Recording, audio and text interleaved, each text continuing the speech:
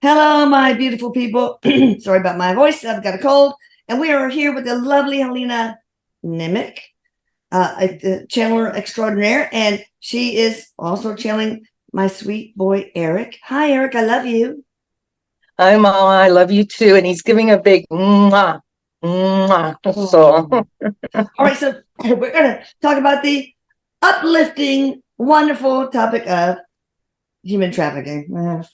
But yes. some interesting questions from a friend of mine, Eva, about Mhm. the recent news. Well, maybe it's not recent. I don't know. It's recent to me of you know the claims that Hugo Boss, Diesel, and Walmart are using Uyghurs to help make their product. This is the slaves in China. So I want to kind of ask about that, but also about a company called Balenciaga or Ciaga. I think it's Chiaga because CI is, but I don't know. It's some fashion company, I guess. So and they're in a lot of trouble too, apparently. So Right. without further ado, I'm going to ask them these questions. First of all, let's start. Mhm. Hugo Boss, are they really using Uyghurs and Diesel and Walmart? All of those? Erik is saying yes. Um, Sorry, some directly, some indirectly. What do you mean? Um, well, their vendors, like who they are getting it from, Oh. they're exploiting. Hmm. So some of it can be, although companies should know these and be aware of and implement these signs that if someone's able to come in so much lower of a price than Yeah. all these other places, it would be time, like, you would question it. Yeah. Or you should question it. How come they're able to do it so much cheaper? Yeah. And it is a lot to do with child labor, forced labor, free labor. So, That's too bad. Do all of mhm. these three companies know about that? Do they know Uyghurs are involved somewhere in the or any kind of free labor, child labor, slave labor Erik's involved saying, in their production of Erik's saying that, products? yeah, Erik's saying that some do, yes. Um, some individuals are more aware than, say, like a board, Yeah. but there is awareness around it. And he's saying, of course, it comes down to profit, the almighty dollar, Yeah. So if it's saving them money and they're able to get more profit from that, they choose not to look at it. They choose to turn their heads, sort of thing. But some are definitely aware. I don't know how they're selling their soul essentially. It's Yes, electronically yes, for yeah, themselves. Do any of these yeah. three companies or any of them not guilty of this? Hugo Boss, Diesel, or Walmart? I'm sure there's others. He's telling me that Diesel would be the least Okay. aware of involvement. Yeah. Yeah. Well, what about So Walmart? They the ones that are most involved in the creation of their products through, slavery? yes, Well, I yes. figured those are low prices. It's very cheap labor, very and they're able to mass produce, and their profits are, and unfortunately, Walmart has put out a lot of the small businesses, Yeah. through being able to do this. And, um, So what's oh, the contract? Spiritual contract here? Why would someone choose an incarnation where they are used as slaves to produce material goods for Americans and, of course, the rest of the world? Why? well, Erik is saying it's challenging to understand this for us here in this plane, because we don't see the big picture. Some of it could be like just the soul wanting to experience that for reasons that are beyond our mind, you know. Others, he's saying, are give me another word, Erik, because I don't mean sacrificing, but they're incarnating in this lifetime to teach others, and you know, just bringing it to the forefront, and being able to help the others through it as well, on a spiritual level, like other victims, as they're with other victims and things, you know. So he said that it may look random, but they're very targeted. It isn't random. What do you mean? The ones that get caught up in this, okay. when they're taken or groomed, or, you know, whichever way it happens to them, that these organizations, people that do this, it's very targeted. They know exactly who to prey on, what to do. It's pretty sickening for our minds, you know, to understand. FedEx is coming. I might have to pause because the bar. Okay. I think I need to sign for a package. Of course, it has to happen now. Okay, so is the Chinese Communist Party involved in the Uyghur slave project? I'll say. Erik just said very much so.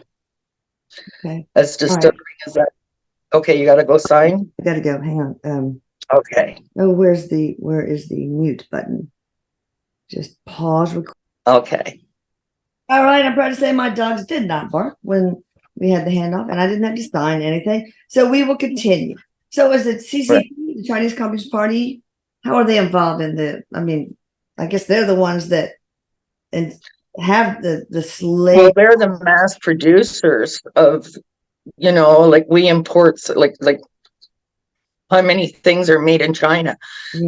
Erik is saying, you know, so they are they're very involved in, they know what they're doing. They, you know, they're exploiting, and these are very vulnerable people, you know. They're already in desperate situations, and you know, like, even if they're getting paid, what they're getting paid is so, like, ridiculous.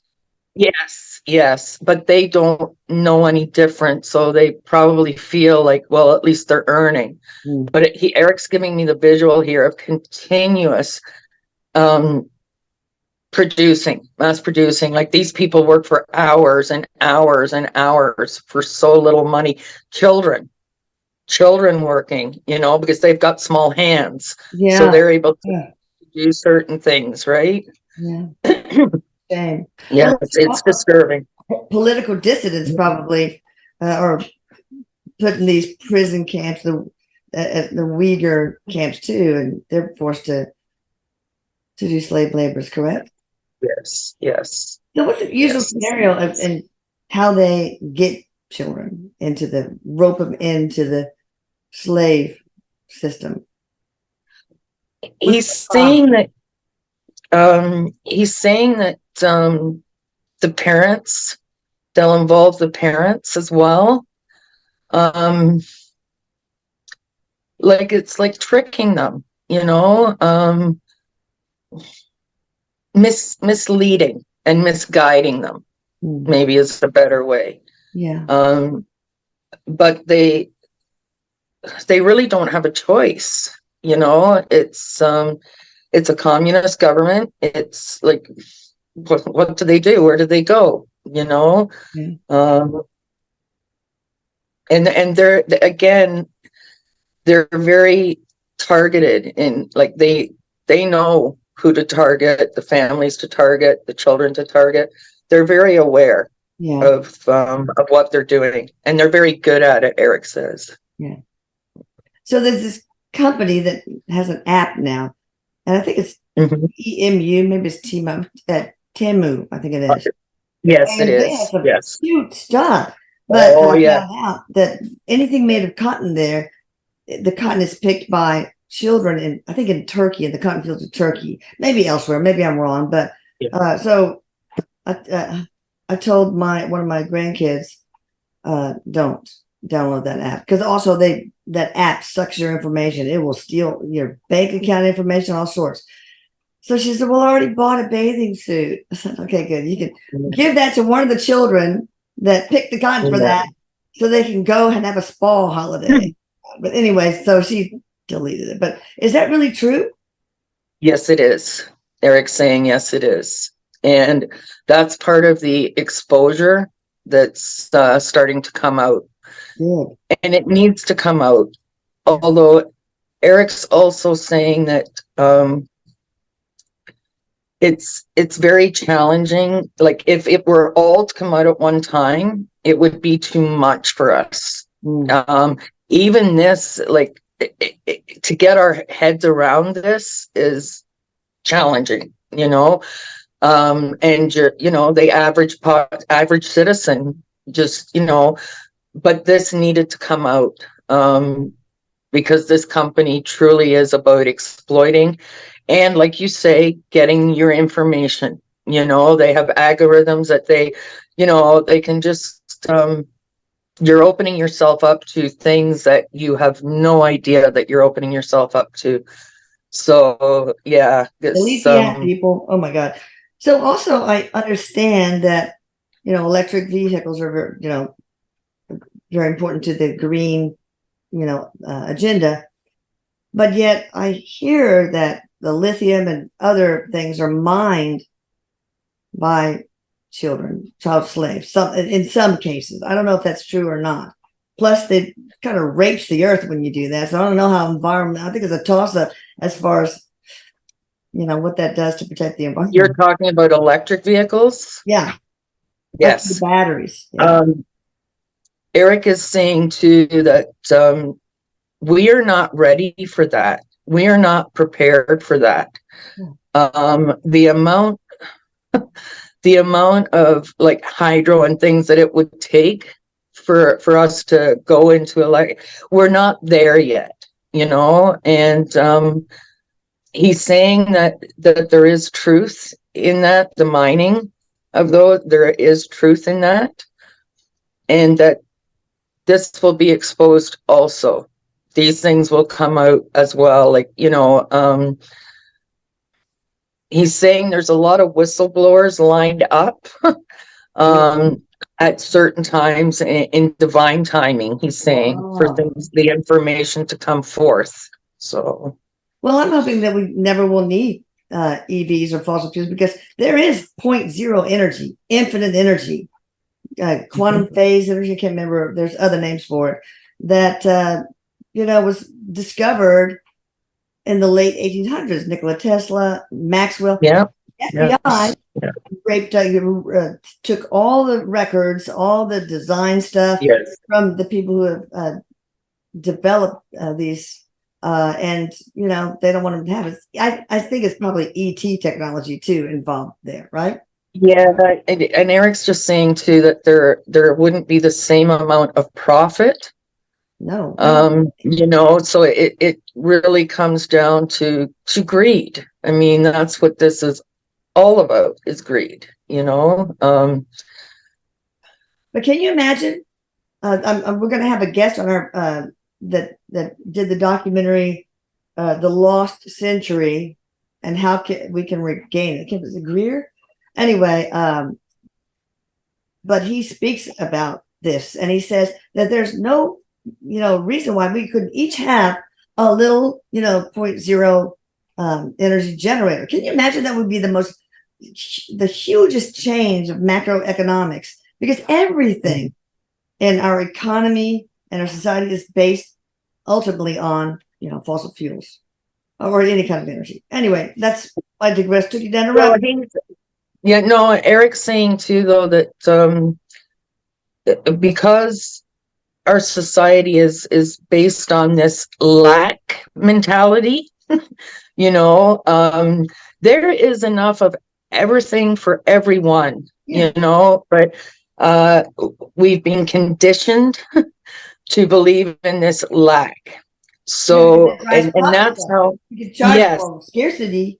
yes, Really yes. helps move Yep. the greed agenda, Well, the more demand, the supply goes up, it's, so, and that's where a lot of this is coming from too, this, separation, like, I call it economic abuse, basically, so. Yeah, absolutely. All right, and it's kind of a forced poverty, and we were like the Yes. that gets that slowly, is in boiling, it's in water that's slowly brought to a boil, and all of a sudden we realize we're cooked. Yes. And that I think we're the frogs. All right, so let's talk about this other company, Balenciaga. I don't know, whatever. We'll call it Balenciaga. Okay. Balenciaga. I mean, I saw some images of in their ad campaign of castrated toddlers, and I don't know if it's photoshopped or what. And toddlers holding limbs of other children, and you see if you expand it, you'll look at the Supreme Court decision of can't remember, it's child slavery, child porn. There's all sorts of weird stuff in these ad campaigns of Balenciaga. Is that true, or is it all just photoshopped and just deep fakes? Eric's saying that there is truth in it, but also there is a lot of photoshopping and things being done for shock value. Although he is saying that there is a certain amount of truth to it. It's just being blown like propaganda up, kind of, because those things just can't be unseen. It's I can imagine that they're actually castrated toddlers, right? I know. Is that photoshopped? Is it a castrated?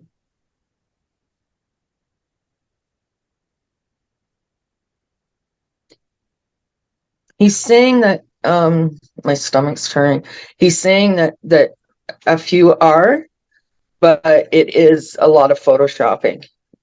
So there were castrated toddlers in this. Yes, but he's saying, like, Mom, look at in say Dubai and Iran and Iraq and that they castrate young girls, so it's, to us it seems absolutely horrendous. Remove their ovaries? Yes. Well, they chop their private so that to make it very painful and just so I guess he's saying like to us it sounds and like toddlers, that is absolutely horrible. More shock value for sure. Here she goes on with this question. Was the Balenciaga campaign intentional or an accident by the production company, as Balenciaga claims in their public apology? So they actually admitted to it. Was it intentional, or did the production company that made the ad just kind of? He's saying it was not intentional. Okay. They did not intend to have that come out or to apologize for it, or that part was not intentional. Okay, is the head designer Demna Gvasalia involved in child trafficking or child abuse?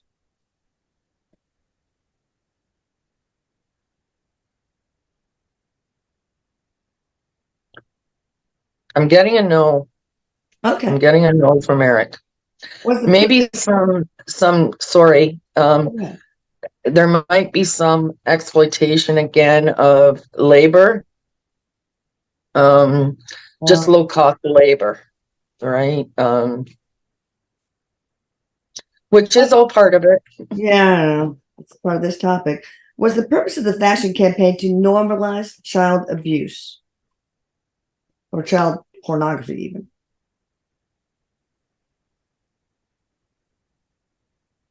Erik is saying to make it more acceptable. Like even those, he's just showing me a picture of a visual of those young girls like that are like 5-6 years old, and they're made up to look like the makeup and the, you know, and Sexualizing little kids. Yes, and that's all contributes to making it acceptable. Well, there are activists out there who believe that having sex with children should be completely legal. So there's that. But there's always somebody into weird stuff.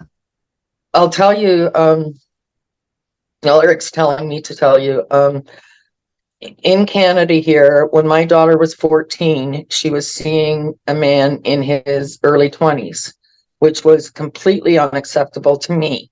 Yeah. Now, when I called the police, which I did, the police told me that Canadian law, it is legal. You are at 14 is of legal age. And I said to the police officer, are you telling me that a 50-year-old man could have sex with my 14-year-old daughter and there is nothing legally I could do about it? And he said, yes. So what kind of a judge passed that 14-year-old bylaw, you know, or law? And I mean, like, your brain is not totally developed until you're 25. Oh, come on, 14, like, come on, you know, and the fact that older men can groom these young girls and, you know, it's acceptable. And I had no idea until it happened to me. So I'm sure there's many people unaware of that, you know, so. Is the owner of Balenciaga, the owner of Balenciaga, Francois-Henri Pinault, he owns multiple other brands too, like Gucci. Is he involved in child or human trafficking or child abuse?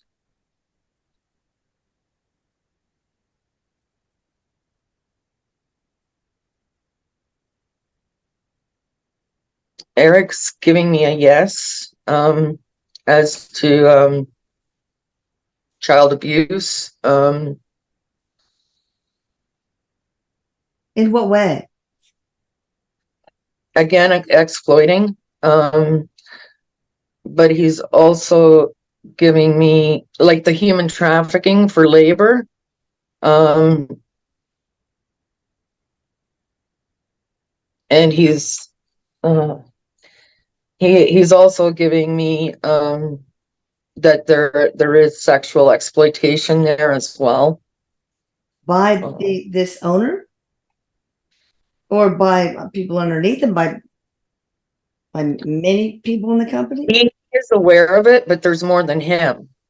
Okay, so you know, like, I mean, he also or he just knows others that do it. Well, he's profiting from it. Oh yeah, right.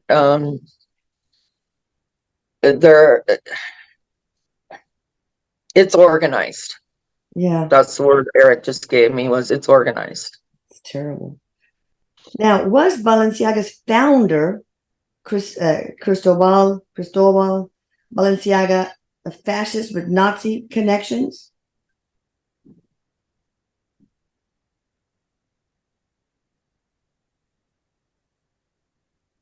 I'm getting a yes from Erik.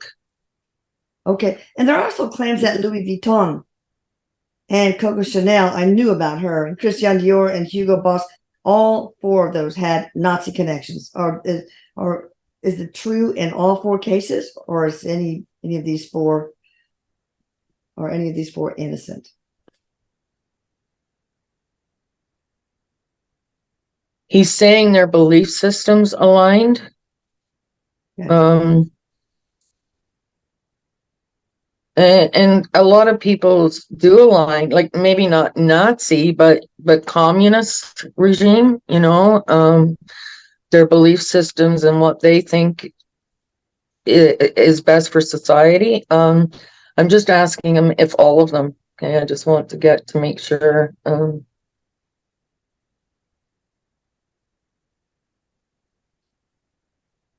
Was one of them Coco Chanel? Yes. Okay. I think that's pretty documented that she Yeah. in cahoots with the Nazis. Right. Right. Okay. So that would be, I'm not getting innocence on any of them. Okay. There is some sort of alignment there, okay, with that belief system.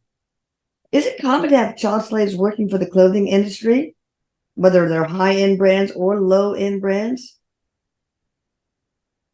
Yes. Yes. How common is it? And How well, percent of the stuff that we buy are produced by slaves, whether child or adult slaves, or right. trafficked? Um, this has been a part of the industry since the fashion industry. It's all been a part of it. They didn't see it as doing anything wrong.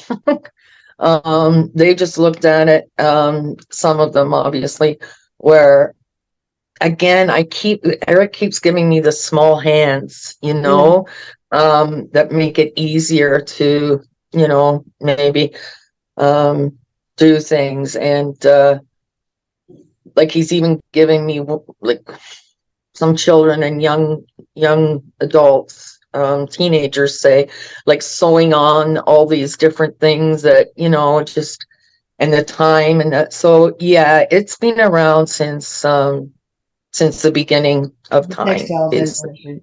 Yeah. Yeah. It's weird because when I was growing up, it was everything was made in Taiwan or Korea. Right. Mm-hmm. With those two countries, well, let's start with Taiwan. Did they also do the same as we're seeing in China and other places?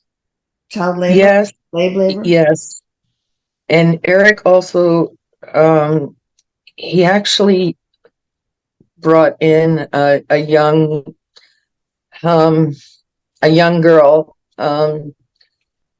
from Thailand, because I had to clarify with him, because it looked like, Thailand. Thailand. Okay. Yeah. And she had been a sex trafficked for sexual, so he's saying there's not the same regulations in those countries that we have, so they're not protected like we are. It really seems to be more of the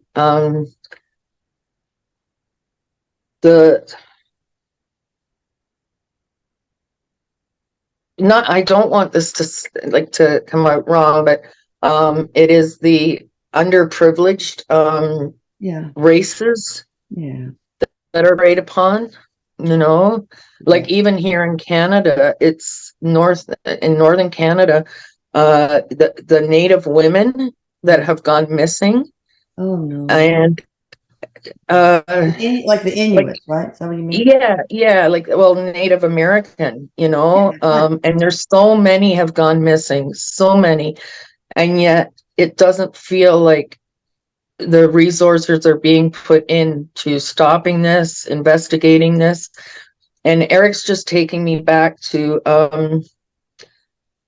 the famine in Ethiopia. I was very much a part of, Live Aid. That was my generation. Yeah. And I knew at the time, because I said to Erik, I knew that if those were blonde-haired, blue-eyed babies starving, it would have been a completely different situation. It's easy to dismiss. Yeah. And it's racism. It's racism. Yes. What is it? Wealthism. I mean, just economic classes, lower economic. Yes. The ones that need to help the most. So what about Taiwan in my day when everything was made in Taiwan, and also did they when I was growing up use child labor to produce things? Oh, definitely. Erik's like big yes on that. Yes. All right. So when is it going to end? What will it take besides this metering out by divine timing, all these whistleblowers and media coverage, etc.? when will it end? Or will it? Erik is explaining to me that we are creating new realities of Earth with our human consciousness. Okay.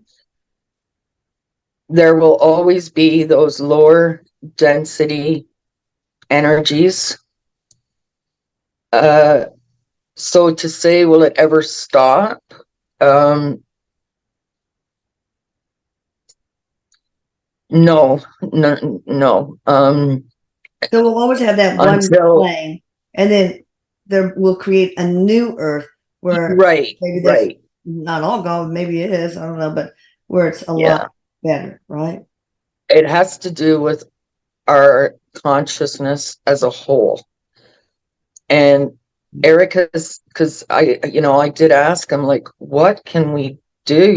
Like, I mean, what can we do about this? And he's saying that individually, this is like more spiritual than direct, guidance or whatever. But if we keep our vibration and frequency as high as we possibly can, putting out love, kindness, joy in our frequency, that actually counterbalances so much of the lower, denser energies. So I know that my greatest power and strength is in sending healing and love, prayers. Everybody, y'all can do that. Maybe yes, not Helena can, but send love to all those. Well, yeah, I mean, anyone can do that. Pray, just visualize the planet and put a white light around it, from your heart. It's just when it's so overwhelming, you think that you can't do anything, but Erik's saying you can do something. You can feel like you're, contributing in that way. So what I do sometimes when I remember it, I should remember it more often, is I imagine white light going from my feet, source going through my body and through the feet to the core of the earth, and then it goes up to and hits the souls of all the people who are in need. That's a beautiful one. The feet, yes, and also to the little birds and everything. Yes. So it's immediate. That's a beautiful one. Is immediately implicit in. Why aren't they outraged? Why aren't they just opening all this up to the masses? Is it because they're complicit in any way?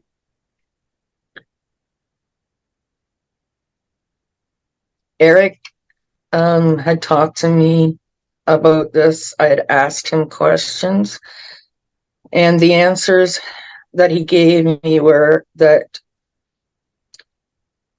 there are elites in the media that are a part of this, and it trickles down. So what they don't want to expose won't be exposed. Like, they won't print it, they won't, and most journalists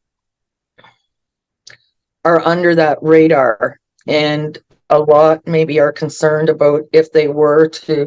There's a lot of brave journalists out there and courageous people, but what Erik gave did investigative report journalism. Now it's more about activism, but there are brave ones, then they get fired. Yes. But he is showing me. Sorry? Go ahead. No, he is showing me that some of the individuals behind the mainstream media are profiting off of this and won't,